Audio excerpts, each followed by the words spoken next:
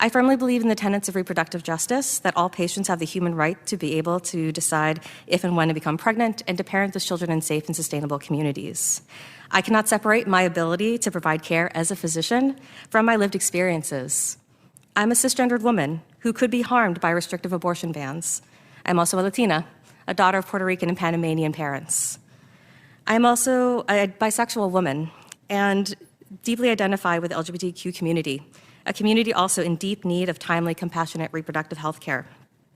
People of low income, BIPOC folk, queer folk, people with disabilities, young people, people facing incarceration or detention, and immigrants who have faced many barriers to accessing care even before Roe was overturned, now face bigger hurdles.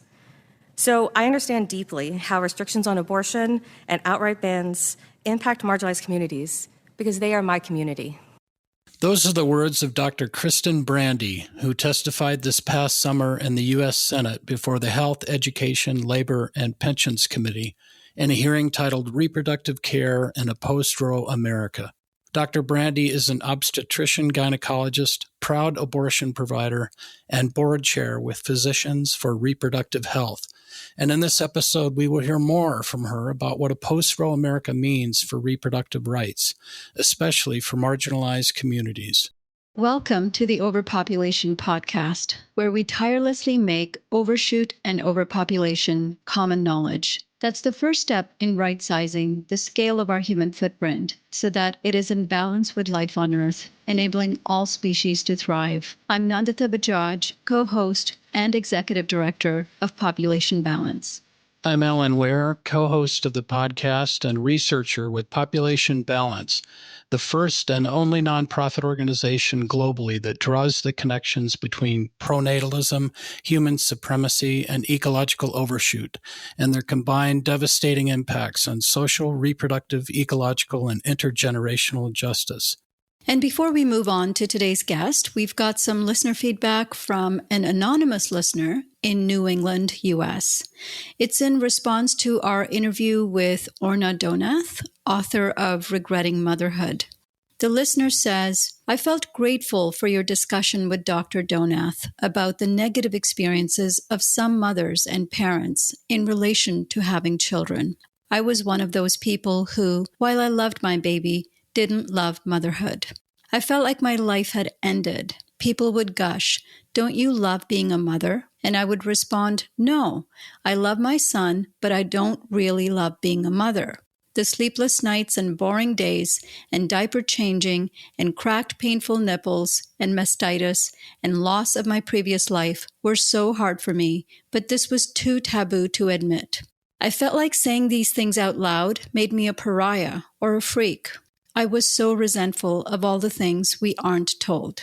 Well, thank you so much for sharing your honest feelings about your experience with motherhood. I'm certain there are so many people who will resonate with your story.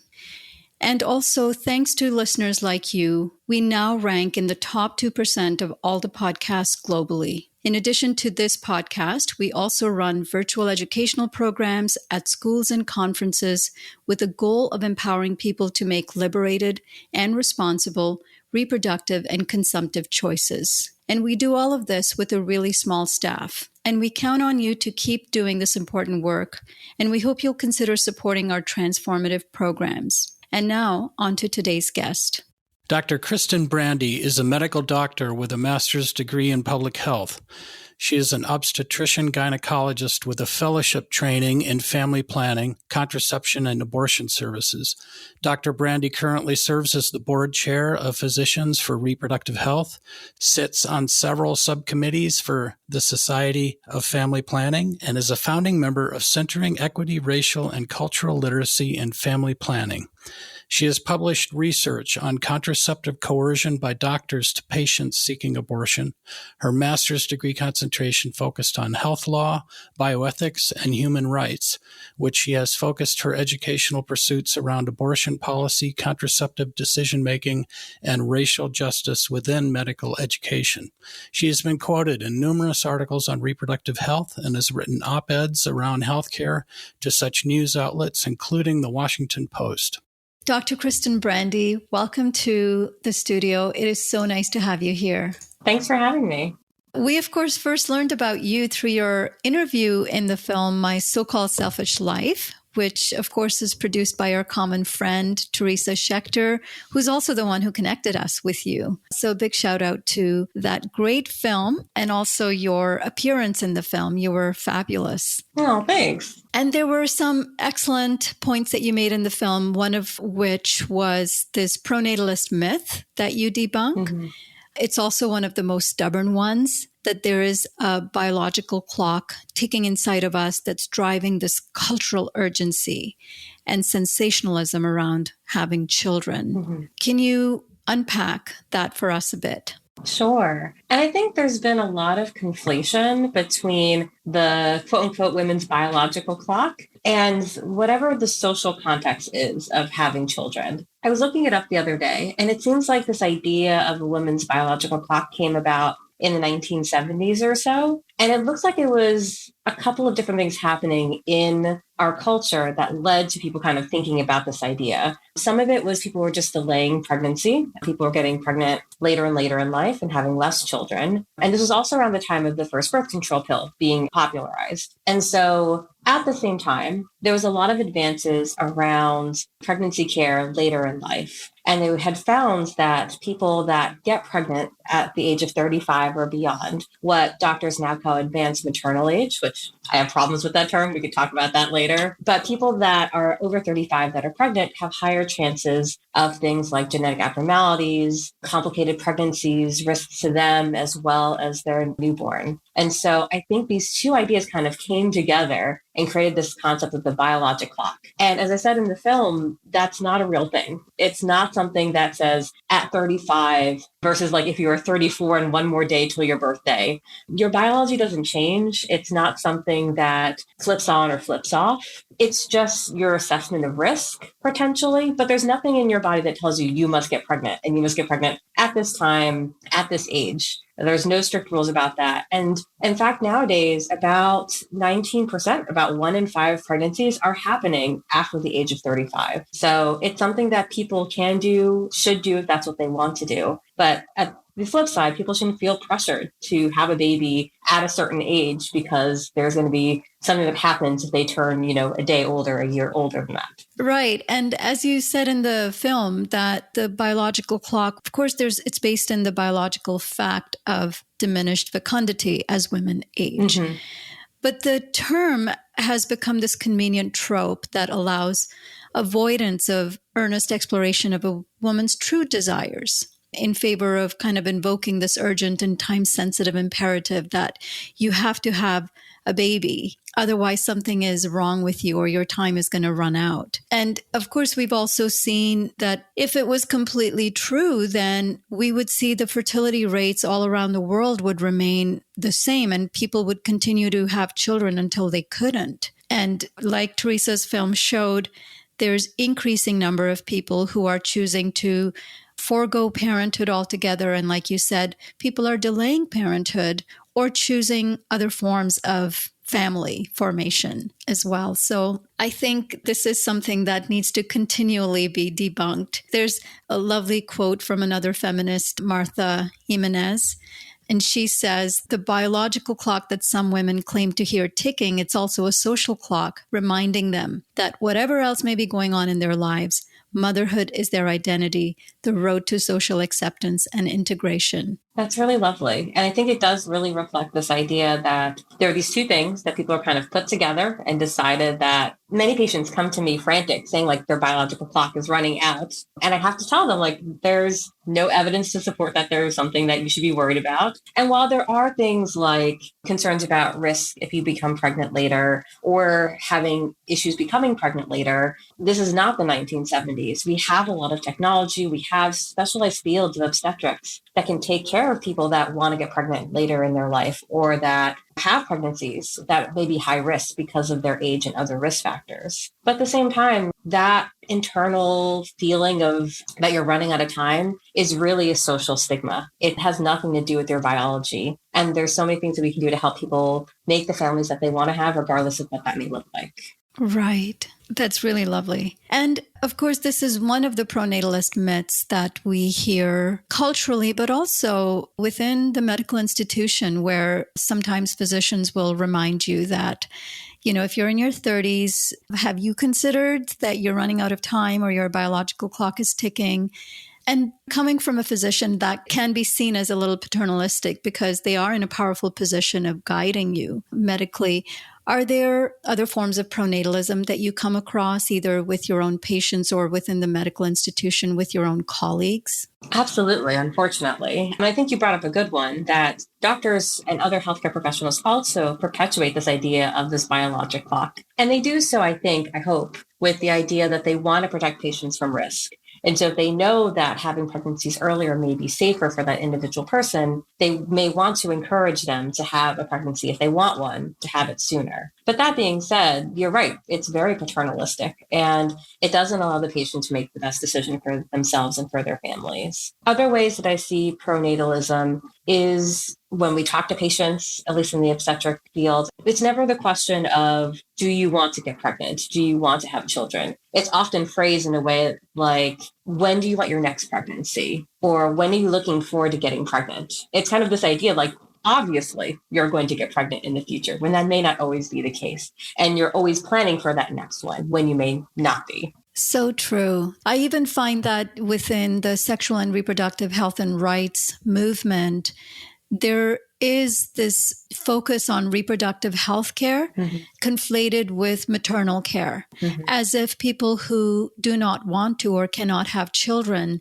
do not need reproductive health care, as if reproductive health care must always lead to reproduction. And we see that also in movements around abortion care, that we talk a lot about what I like to call the sad abortion. People that are pregnant and have circumstances where they end their pregnancy, which can be very traumatic, and it's a really hard decision for some. But I think we often center those voices because the person that wanted to be pregnant and something happened and they couldn't become a mother, that has a core value that I think much more people connect to than the idea that I just didn't want to be pregnant, or this is not a good time. This is not a good time for my income or my support system, that we decided that those are not good enough reasons. And so we see it on both sides of OBGYN care, those wanting to get pregnant and those not wanting to be pregnant. And I think both spaces need to work on improving their messaging so that we're not centering motherhood. So well said. You gave a good example of a woman with a baby without a brain at 17 weeks. And she wanted an abortion, and the rest of the staff kind of stigmatized her. Yeah. And was that your motivation to be able to perform abortion, to provide the whole spectrum of services? It was. I mean, it's one of many stories that I've seen about people that come in with all kinds of circumstances around pregnancy. There wouldn't be a field of OBGYN if pregnancy wasn't complicated. So I've seen so many stories of people that have had like really sad experiences around a pregnancy, a desired pregnancy, and because of the label of abortion, that their care is stigmatized. And in that particular case, I remember as a trainee that like none of the nurses wanted to go into the room. No one wanted to talk to her. And I was just so angry. This patient isn't any different than anyone else that I saw that day in my prenatal clinic, in labor and delivery. The patients I take care of that get abortions, also, I take care of them for prenatal care. So it's all the same people. So it's just really frustrating sometimes. But I think internally also tell that story because I think people care about that person more. They feel empathy toward that story in a way that feels different than the patient that I saw the other day that didn't want to be pregnant. And that is an okay reason too. Right. So you've focused your educational and advocacy efforts around abortion policy, contraceptive decision-making, and racial justice within medical education.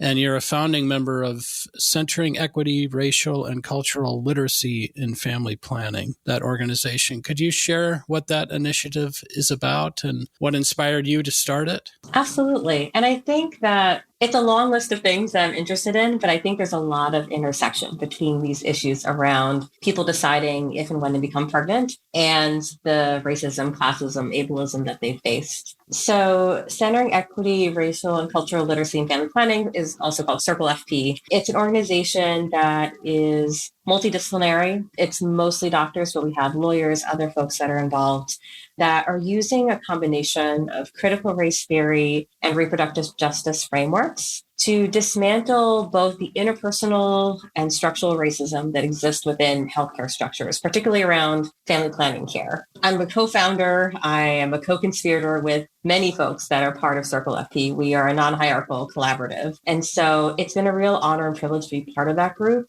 The reason why we started Circle FP was because we ourselves, as mostly BIPOC people that were providing abortion care or involved in family planning in some way, we felt excluded. And similar to reproductive justice frameworks where the original RJ folks didn't feel like they were part of like the reproductive rights movement because there were so many other issues that weren't being addressed, that we also felt that, we care about family planning, we care about reproductive rights, but there's so many other issues around oppression that impact people's ability to get care. And I don't think a lot of providers know about these things. And for people of color that have had to survive within the medical system, we've also faced oppression and bias and stigma. And so how do we also support people of color trying to do this work? That's kind of how we joined together to create this organization. And the main work we're doing is doing training programs for institutions, for healthcare systems, teaching about some of these core tenets of CRT and RJ, and thinking about how to apply them to healthcare. And that's all kinds of healthcare. So thinking about things like, how do we educate the next generation of providers? How do we perform research in a way that centers our communities? How do we advocate? How do we build clinical spaces that are open for everybody? So there's a lot of different components. Even though it's been a couple of years since we started, it's still a lot of transformation and trying to figure out what we can do to be of best service to the needs of the people that we're serving. I've heard of one of the biases is the perception that Black people have greater pain tolerance and therefore not prescribe pain medication at the same rate. Can you give us examples of other biases that you found in the research?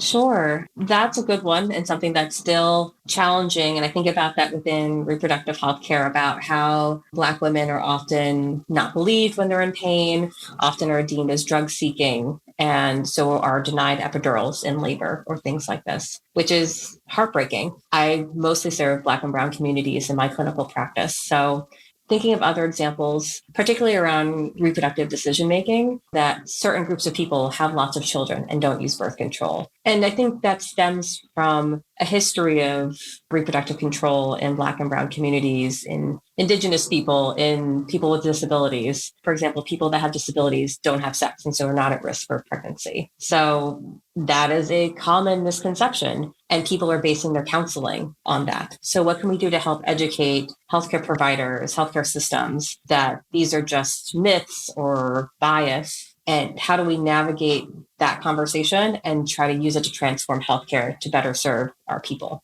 And of course, critical race theory has not had a very good uptake within our educational system within the US.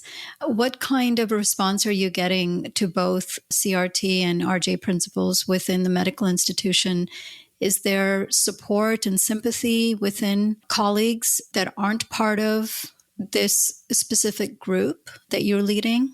I definitely think it's a mixed response. And again, people within healthcare are people. They are influenced politically. They have their own social views on things. I would say, particularly for people that are coming into medicine, younger people, medical students, residents, that they are very engaged, that they are very interested in how structures can change using these frameworks, and that they can see within their training that there are certain things that are clearly biased or clearly representing racism or other oppressions, and they want change. And so I think that keeps me going, and that is what fuels my passion for this work, is trying to help the next generation of providers be able to provide better care. And along with that, better education, better research, all the components that we need to have in the healthcare system. Yeah. And as of the recent Dobbs decision, the United States has abandoned a 50-year precedent of guaranteeing a woman's right to abortion. You are the board chair of Physicians for Reproductive Health, and you were recently invited to give testimony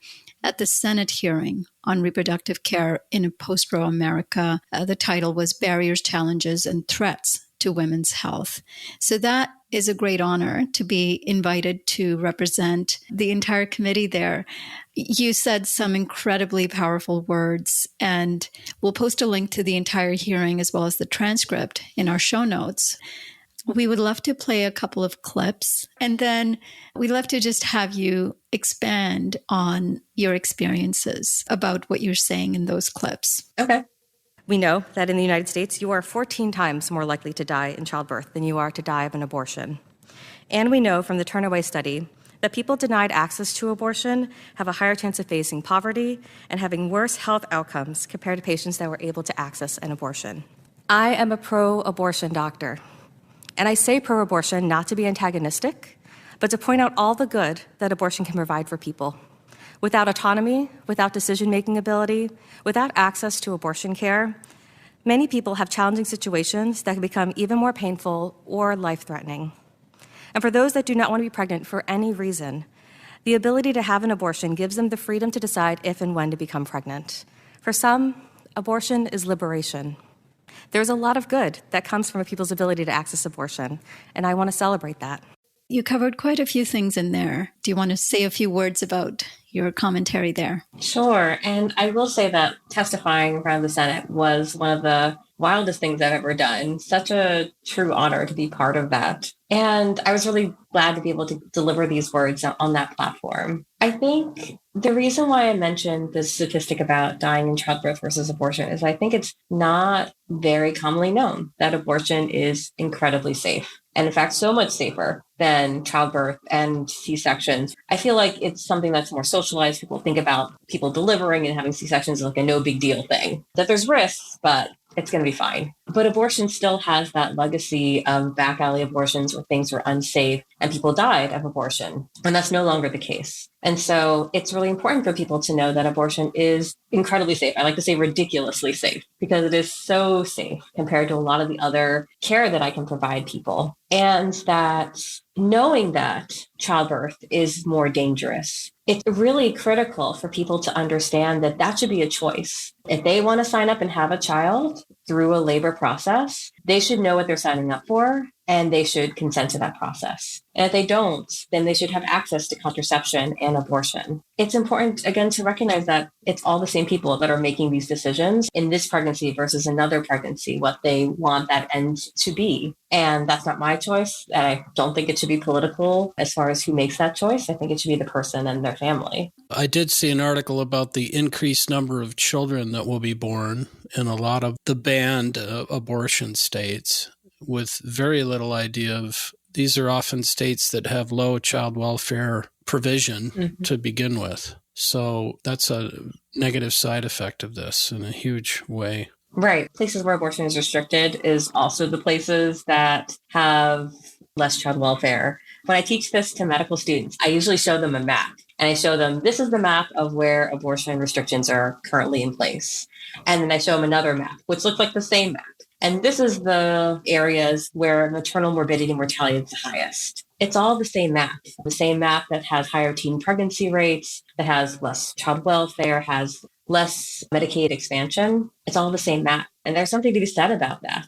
Same thing around the new rules around mifepristone, which is the first of 2 medication abortion pills, that the FDA just created new rules that said that you can now prescribe this medicine, which is something that we weren't able to do before, which is great news and will really help expand access to people that need medication abortion. But same map. That map also includes all the states that even though the FDA said that you don't have to come in person and you don't have to go to a clinic specifically to get the pill, there's still state laws that require in 18 states that you have to go in person and get the pill from this particular clinic and you can't get it prescribed by your doctor. So it's frustrating, that math, but it's very clear. It's very obvious that all of these issues are interconnected and we know where the work needs to happen. You already started talking a little bit about the correlation you've been finding between the different aspects of that map. I'd like to play another clip from the same testimony hearing and just to hear a couple of thoughts from you on that. Okay. I firmly believe in the tenets of reproductive justice, that all patients have the human right to be able to decide if and when to become pregnant and to parent those children in safe and sustainable communities. I cannot separate my ability to provide care as a physician from my lived experiences. I'm a cisgendered woman who could be harmed by restrictive abortion bans. I'm also a Latina, a daughter of Puerto Rican and Panamanian parents. I'm also a bisexual woman and deeply identify with the LGBTQ community, a community also in deep need of timely, compassionate reproductive health care. People of low income, BIPOC folk, queer folk, people with disabilities, young people, people facing incarceration or detention, and immigrants who have faced many barriers to accessing care even before Roe was overturned, now face bigger hurdles. So I understand deeply how restrictions on abortion and outright bans impact marginalized communities because they are my community. Another amazing statement. I was really proud of that line. It's beautiful.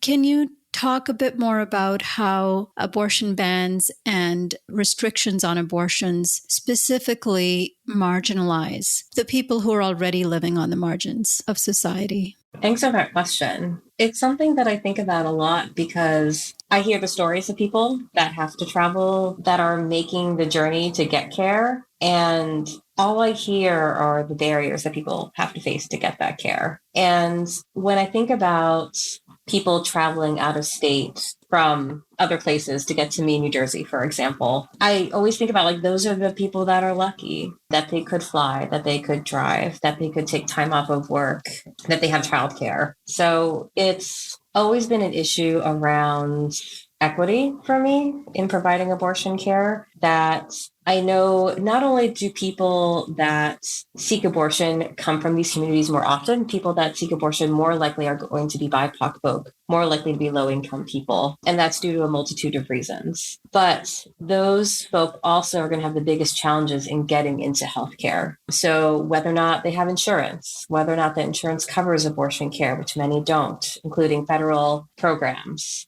And then the logistics of it, whether or not they can afford to take off a day of work, or are they going to get fired, whether or not they have childcare or support to be able to travel potentially hundreds of miles to the next state to get the care that they need. I've been thinking a lot recently about people that physically can't travel. So, for example, people with disabilities have a really hard time traveling to get the care that they need in their local community, let alone having to go elsewhere. Or people that are incarcerated, they're not going to be able to travel to get the care that they need. Or people that are undocumented that may have to face checkpoints to get to the next clinic. So it's a Venn diagram of all the people that are facing all of health disparities in our system in general, people that are marginalized, and the people that need abortion care. The Venn diagram is a circle. So it's something that I see all the time. And I'm really concerned about, as access becomes more and more restricted, how people will be able to get that care. I think going back to the point earlier about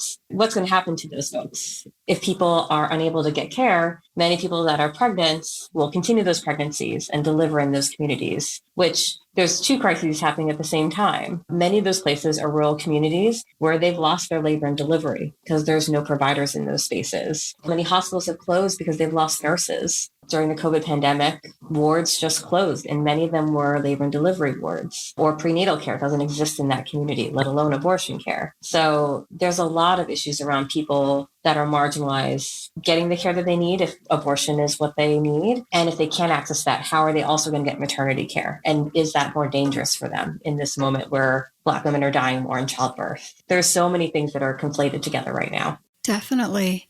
And the stat from the Guttmacher Institute also shows that almost half of the pregnancies are unplanned. We know that out of the 6 million pregnancies in the U.S. each year that are unintended, there's approximately 1 million unwanted children that are born.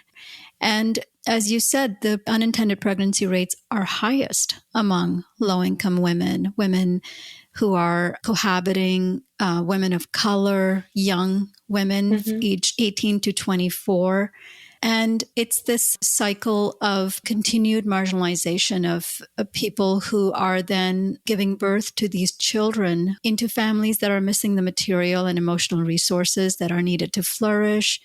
They cause suffering for both the parent and the child that are put into that situation without consent, right? Right. And it's not just hypothetical. We have data from the Turnaway study from the University of California, which followed people that either were able to access abortion or denied an abortion, and found that people that were denied an abortion had a higher chance of facing poverty, higher chance of worse health outcomes, and higher chance of their children facing poverty. And so you're right, like this cycle is continuing. And I think if we are centering reproductive justice issues around how, in order to become pregnant and continue pregnancy and parent in a way that's dignified, people need resources. It's not just like, are you healthy enough to have a baby? Yes, no. It's all the other things that people need to consider when they parent. And I think that it is dishonest of me to help people deliver babies and then hope that they'll be okay afterward. That the healthcare system, all systems really need to be focused on how can we help our communities do that work and help people if they want a parent, and also help people that don't want a parent so that people are able to live out the families that they see best for themselves. That's absolutely true.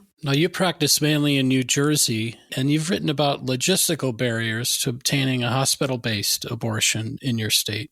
And what did your findings indicate about the barriers, the implications, and how those could be minimized?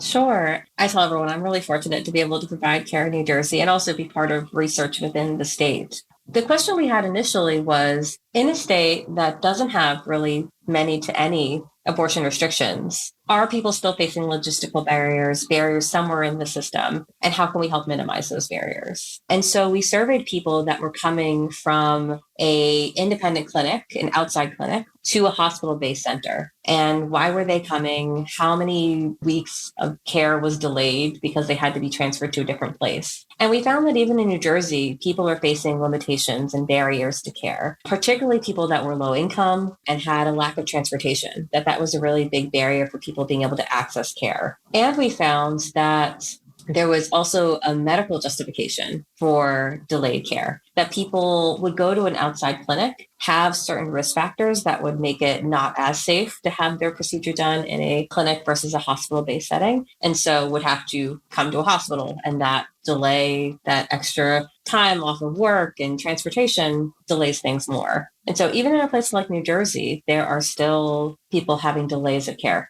And that's in the quote unquote ideal setting. Imagine people that are also in a state where abortion is limited or restricted. If they also have medical risk, how are they going to not only get to the next clinic, but how are they going to get to the next hospital? How many clinics or how many hospitals are going to have to go to be able to get the care that they need? And so next steps are asking about patient experiences. What can we do to help minimize the delays in their care? What can we do to help their patient experience be better? And also talking to providers, both people that are providing care in different settings, like in a clinic and a hospital, and figure out how can we better coordinate this? Because it's a good model, not just for a state that doesn't have restrictions, but how do we communicate and coordinate care like we would any other care across state lines when people are having to come from one place to another? That's actually the safer way to provide care, but many people are worried about that because people may be worried about criminalization of communicating with the place where abortion is restricted. So it's complicated, but I think ultimately that's what we need to do for patient safety. Yeah, I was looking at the map of the abortion ban states, and if you're in Mississippi, Louisiana, it looked like you'd have to go to St. Louis, if I was reading it right. Yeah. I mean, right now, Chicago is a hotbed for people getting care. Illinois right now is dead set in the middle of the Midwest. Yeah. So lots of people are traveling those spaces. And it really will depend. During the election in New Jersey, I was very worried about Pennsylvania, because if Pennsylvania, which is right next to a lot of states that have bans, if that state fell, then all those patients are going to come to New Jersey. And so it also may depend on the election that happens and what is happening locally in nearby states. And are there organizations helping women with those transportation costs and the cost of abortion itself? There are. And so there are organizations called abortion funds that people can donate, and they're often volunteer-run organizations. I'm part of the one in New Jersey that helps people pay for their actual procedure or their medication, whatever they need. And there are other organizations like the Bridget Alliance that help with the logistics. So they help with transportation and hotels and figuring out all the stuff around care, not necessarily the care itself. And those organizations have been doing that work for decades, but now more than ever are needed in this challenging time. In one of your research papers, you looked at the incidence of contraceptive coercion by providers that patients reported experiencing when they went to get an abortion.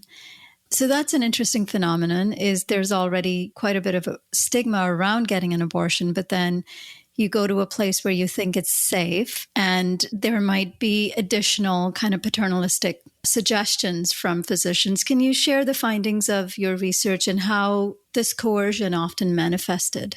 Sure. I was really surprised. I was looking to learn more about how people experience their contraceptive counseling around abortion. And particularly, I had a suspicion of people that may be pressured into certain types of birth control, because I often was the one that was not only providing abortion care, but also, for whatever reason, taking out a lot of devices, implants, and IUDs after an abortion. So that got me suspicious, like, what's going on here? So we interviewed people seeking an abortion and asking them about their whole experience about contraceptive counseling from beginning to end. And we found that, one, people have very different experiences and what they call good or bad counseling. And what they consider good counseling is people that spent the time to talk about an array of options and help them deliberate between choices, versus what they described as bad counseling, were people that just focused on one thing or a couple of things and left out all the other options, because people felt pressured that they didn't have as many options to choose from. People also felt particularly pressured to choose a certain type of birth control, and most often those were long-acting forms of birth control, particularly the IUD. And then the last thing that was really challenging for me and a lot of the people doing this research was that people reported that the reason why they felt that their providers were pressuring them into things like the IUD was because they were motivated by abortion stigma, that they felt that their providers didn't want them to have another unintended pregnancy or another abortion. And so they were trying to pressure them into using a form that was more effective. And that was really hard to hear as a doctor that is trying to provide patient-centered counseling. And it's unclear whether or not that's their own internalized stigma and kind of their interpretation of the conversation versus overt coercion and control during that conversation. But that is what patients are leaving the exam room with. And so it's really important, I think, for us to interrogate why that is, where does that come from? And I think we can talk about like the history of coercion and reproductive control. This was majorly BIPOC people that we interviewed. And so thinking about where this comes from, and then what can we do to be more patient-centered in our counseling so people are getting the best care that they can. Yeah. What would that conversation look like? What would that training look like for physicians? Sure. I think it's first important to explain what it wouldn't look like. And I've had this conversation actually at a lot of different like medical conferences, or when I talk about contraceptive coercion. The way people have described contraceptive decision-making to me has been like, all right, I have a patient that has high blood pressure. Often the conversation isn't, here are 5 different medicines I can give you. These are the pros and cons of each. Which one would you like to choose? Often the conversation is, I have a patient with hypertension. I'm going to give them this medication because that's the most effective. And if that doesn't work, then we'll try something else. And so people are applying that to contraception with the idea that unintended pregnancy is the disease we're trying to treat. Right. Which is really not the goal. That's not necessarily how our patients may interpret an unintended pregnancy. So we've kind of decided what's the problem, and we've also decided how to fix it. And so that's not patient-centered. That's not necessarily centering what our patients need. And so I would encourage people that are thinking about how to make healthcare more patient-centered. Some of it is implicit bias training. Some of it is talking about how bias impacts our counseling, and particularly in this space, how does the history of racism, classism, ableism, the history of reproductive control in certain communities, how does that influence who we think today should and shouldn't get pregnant? And how is that thought impacting who I'm recommending more this IUD versus someone else? So really it's having a conversation with someone and talking about not what are my goals as a doctor to protect my patient from risk and help them have better health. What are their goals? Why did they show up today to talk about birth control? If they even did, that's one thing. Also making sure that this is something they wanted to talk about versus they're here for an abortion. We need to have the checkbox conversation of, all right, we talked about contraception. That's obviously linked, when it may not be for someone. And 50% of patients don't want to talk about contraception at the time of abortion. And so do we even need to have this conversation? And if we are, what are the patient's goals? What do they need from me today? And how can I help with my medical expertise, give them the information that's going to help them make the best decision for themselves? Right. That's a tricky one in a way, right? Patients are looking to the physicians to provide some kind of expert advice. And at the same time, that power that physicians have can become a source of oppression. So how do you take that authority, the expertise that you have gained through skills and training, to continue to center the patient while also remembering that you do know more than the patient does in terms of an expertise around healthcare? I can completely see how easy it would be to kind of cross that line. Absolutely. And I've had many patients ask me, what should I do? What birth control do you recommend? Or because I'm a cisgender woman, they ask me, what birth control are you on? Because they trust what I would choose for myself. But I'm not the same person as they are. And the way I describe it is that I am the expert in the medical information, in the science, in the risk, the preferences, that kind of stuff. That's on them. They're the expert in their lived experience. And so between the two of us, hopefully we will be able to share enough information together that will help them be able to make an informed choice versus me telling them what I think the best thing is. And I would argue that even though I think contraception is a good model to explain why we shouldn't be having directive counseling like this, that hypertension, that high blood pressure example I gave before, you can do that with that too. And maybe this is a model that all types of healthcare could follow. My role, I don't consider it a very prescriptive role. Sure, I can do the surgery, I can give them the medication, but that also creates gatekeeping. And so I see my role more as a counselor, that my job is to give people information, and then they use that information and whatever works best for them. And I hopefully can be able to provide them with the care that they have decided is best. You've also written about the factors that influence young women's decision to seek out reproductive health care support. And we'd love to find out more about what you found in that study, such as what are some of the most common reasons for wanting to see a gynecologist for the first time. Thanks for that. And this is actually the idea of a medical student of mine that eventually went into pediatrics that was very interested in this idea of when does pediatrics and family medicine transition over into gynecology? Like, when do you start going to a gynecologist and why? And I think that also has a lot of great ties into the work I've done around autonomy and people deciding what's best for them. We found that many young people decided to switch and to see a gynecologist because of a link between that and sexual activity for the most part, that people that were becoming sexually active for whatever reason, either socially, in school, they've decided that milestone in their life of becoming sexually active requires them to go see a gynecologist, whether that is the idea of becoming sexually active and getting sexually transmitted infection screening or starting a contraceptive to prevent pregnancy. And it's unclear still where that link comes from. We think it may be related to sex ed and that's something that they were taught versus more likely something that they've heard word of mouth that person's sexually active, they started seeing a gynecologist. Some of them also came because they wanted preventative screenings, that they wanted to make sure that their health was okay. Some came because they had an acute issue, like they were pregnant or they needed birth control or they needed STD screening because they were worried that they were exposed. But a lot of it was around autonomy. There was not a pediatrician telling them to go see a gynecologist, that they themselves decided that it was something that they needed for their health. And I'm wondering, having done this research, what can we do to help better facilitate that for people? So one, kind of being clear about what we recommend is like, all right, you should go at the age of 12 or you should go at the age of 10, or kind of what is the right age? What is the right situation where people should make that choice? And also to help pediatricians and other folks support people that need to make that transition for whatever reason. And also, again, empowering pediatricians to be able to do some of that work too, which many of them do provide some form of gynecologic care, but many don't. And so what can we do to help either transition care or help them feel better about providing that care themselves to patients they've had for years? And a lot of the young women, well, as you mentioned, either they've started sexual activity or maybe something they've heard in sex ed class. Mm-hmm.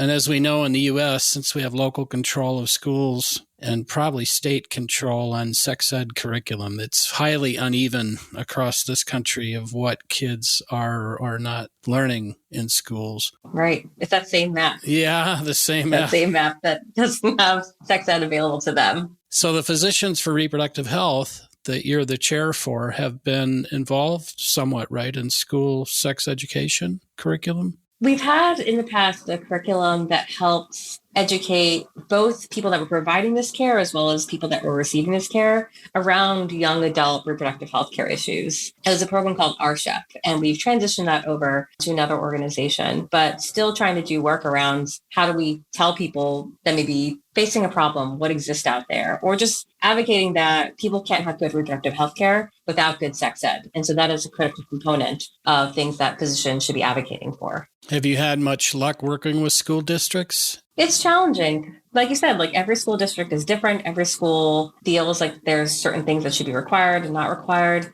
And I would echo that we are seeing a lot more concerning things in a similar vein to abortion stigma and abortion care being regulated by politics. Things like trans care, things like talking about LGBTQ folk in schools is becoming more and more challenging. And so I'm hopeful that people that are interested in abortion care also are interested in these issues and hopefully can help push so that all of this type of things that are in the space of healthcare shouldn't be something that is deemed as stigmatized and should be something that people are empowered to access if they need it. Right. And all the good impacts that we've seen from comprehensive sexuality education, reducing rates of sexual activity and risk behaviors and transmitted infections and all of those good things.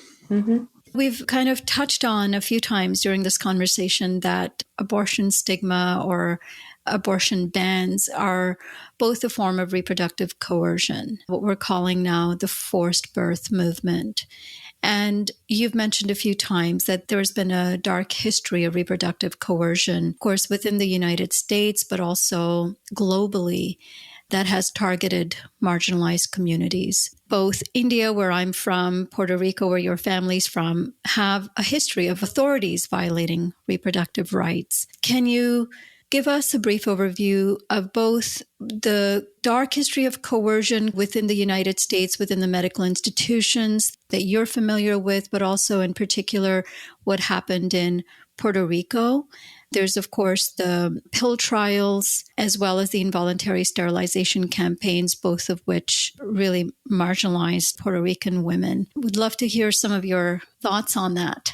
Sure. And I could give a whole separate lecture, and I do often for medical students about this history, because I think it's really important to understand that and how it ties into the way we talk to people now about their birth control options and becoming pregnant or not becoming pregnant. Our system in the United States is somewhat built on reproductive control. Often when I give this lecture, the first thing I talk about is slavery, because I think it is a really, sadly, perfect example of reproductive control in action, where Black women's bodies were literally bought and sold and their reproduction bought and sold for the benefit of white men. And that lays the groundwork for our country and the eugenics movement, where people were concerned about overpopulation, but really had the underlying messaging about who they were really worried about reproducing and not reproducing, and how that funded things like the sterilization movements, where people could undergo eugenic sterilizations, that doctors could just decide who they thought was undeemed unfit to reproduce and perform sterilization procedures without patients' knowledge or consent. And if we think about the parallels in our conversation today, it's the same folks that are now being marginalized in abortion care and other forms of care. BIPOC folks, people with disabilities, people that were incarcerated, low-income people. So we have a long history of that in the United States around sterilization. And Puerto Rico is also part of that Puerto Rico had and continues to have one of the highest rates of its population sterilized in the world. And part of that was the history. And now part of that has become a socialized feeling that, my mom was sterilized. My mom had a tubal, so I should have a tubal. I should get my tubes tied. And so how do we break that down and help people make that decision if that's what's best for them, but also recognize where that came from? And the other thing to mention was the pill trial, which the first birth control pill, called Anavid, was tested in Puerto Rico before it was tested in the mainland US, and done so intentionally, that people in the trial often didn't know that they were part of a trial. They just thought they could try this new pill to prevent them from getting pregnant, but didn't know that it was experimental, didn't know that there were potential side effects. And several women died during the study, and many people for a long time didn't know why. And if you look back at the notes of the researchers, it was done intentionally. There's a quote there that says, if the poor, uneducated women of Puerto Rico could follow the pill regimen, then people anywhere in the world could too. So it really gives you a sense of where the researchers' heads were at when they decided to do that there. And I would argue that we're still seeing patterns of this, that when the newer IUDs and implants were developed, like Norplant, which is an old implant, we saw similar programs where there was a lot of pressure to use these in certain populations, that people could get more welfare benefits if they got a Norplant inserted, or people could get reduced prison sentences if they got a Norplant inserted. And so some of that is still lingering today. There are studies that show that providers do have preferences about who they recommend, particularly now IUDs and implants is as a new proxy for sterilization, and how that is super problematic, both for people that want to be pregnant and have pregnancies, but also people that don't want to be pregnant. It's a really complicated conversation now about how can we encourage people to choose contraception, and particularly these long-acting forms of birth control, knowing that their parents, that their family members in the past have had those pushed on them. And many people are wary. They know that history and they don't want them because they're worried, they're scared, they're distrustful of us. Right. Yeah. I mean, one of the parallels to what you're saying about this distrust, because we're working in the space of raising awareness about the dangers of, human expansionism and population growth, both on human rights and ecological devastation, which of course exacerbates social crises. We're also trying to raise awareness about the aspect of reproductive control that comes through things like abortion bans and a lot of other pronatalist forms of coercion, whether it's based in nationalism, whether it's driven by xenophobia. There are lots of different reasons why reproductive control, whether it is to limit fertility or to increase fertility, are still impacting the same groups of people. One of the things we noticed with both what happened in India. So India went through a very similar sterilization campaign in the mid-70s, where about 8 million, mainly men, but also women, who were sterilized, and they were poor people who were incentivized, kind of like you said with incarcerated folks who were given incentives. If they accepted a certain type of pill, then their sentence would be reduced. It was similar with poor people who would get benefits for getting a sterilization.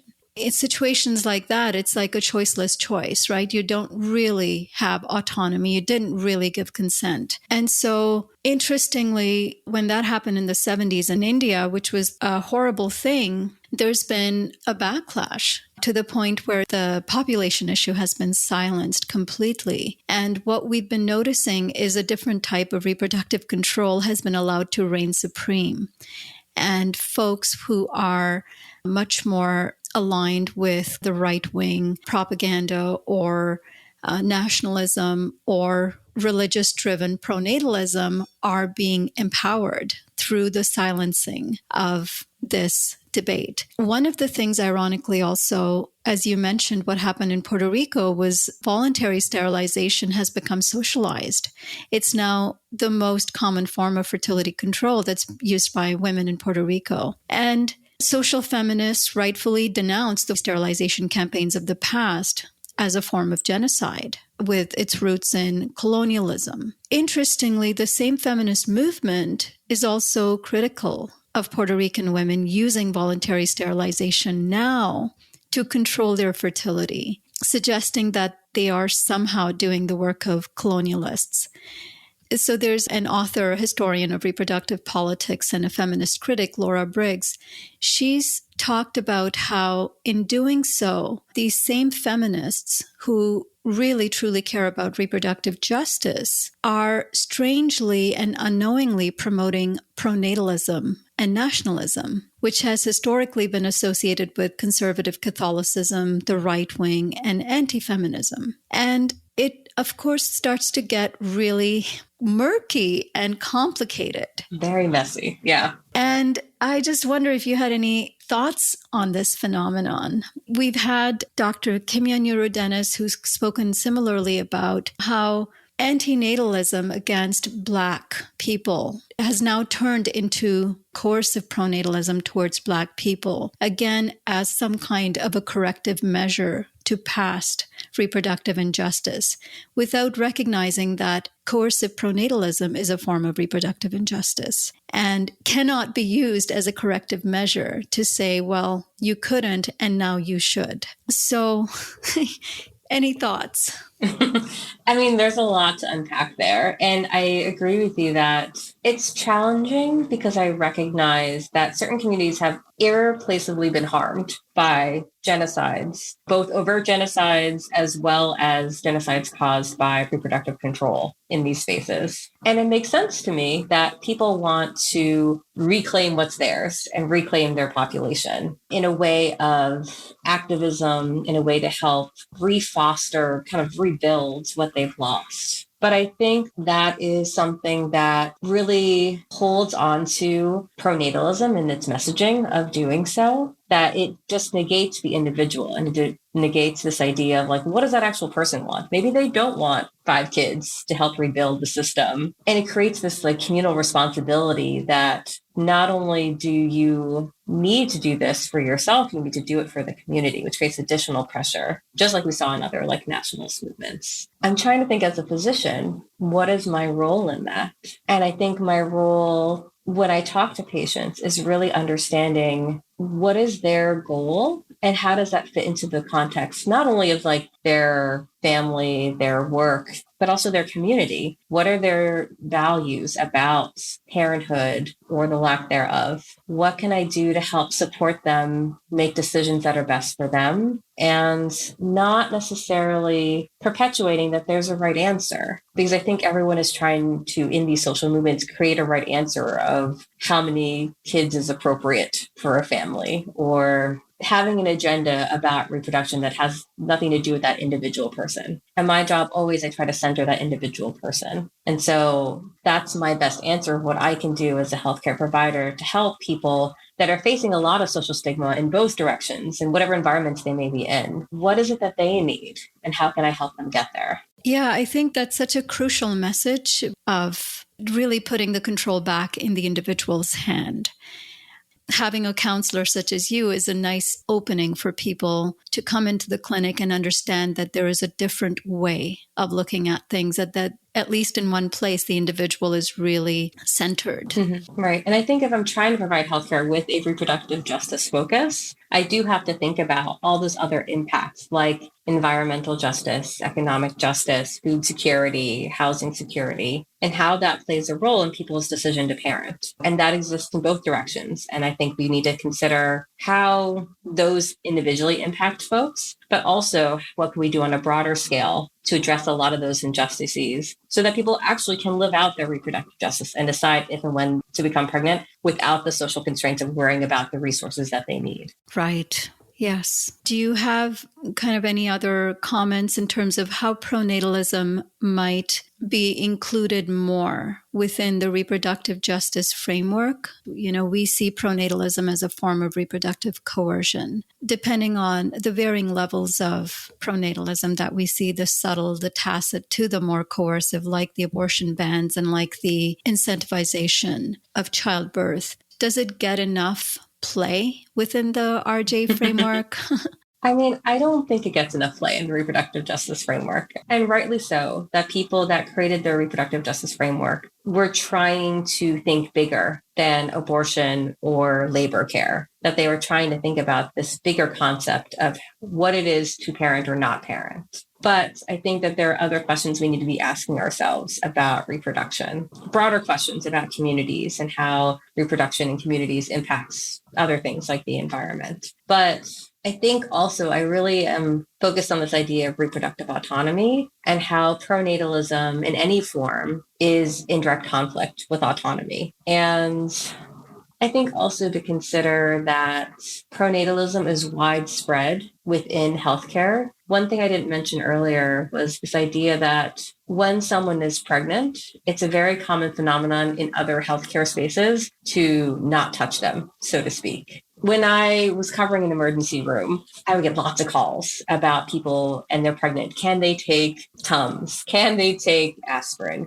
Can we do surgery on them? This idea that pregnancy somehow also makes you not a human and makes you a person that is carrying a pregnancy is another form of oppression, that a pregnancy status, what we call pregnancy exceptionalism, that all of a sudden now that when you're pregnant, something is different about you in a way that we have to treat you differently, also creates suppression within the healthcare system. And I think a lot of that may be fueled by pronatalism, that we optimize pregnancy because we want to help people and promote motherhood. And so what can we do within the healthcare system to destigmatize pregnancy, to allow people to be pregnant and also be a person and be a human and be able to do whatever humans do, regardless of their pregnancy status? I think that will help with abortion stigma. I think it will help with pronatalism. So another place of potential focus. I completely understand what you mean about somehow that person kind of being seen as superhuman because they're carrying another human so much that they actually lose their own human status. Yes, they lose their humanity by trying to gestate some other human. So right. Yeah. Wow. I could easily spend another hour talking to you. I have so many questions. I mean, this is stuff I'm really passionate about. So I'm really fortunate to be part of this conversation. So thank you so much for having me and talking about these things. Thank you so much for what you're doing within the medical institution through trying to bring critical race theory, trying to bring RJ principles, and also trying to dismantle pronatalism. We need a champion in every institution. You're such an incredible champion doing such great work, and we're really grateful that you came and spoke with us. Yeah, thanks for all your work. Thank you.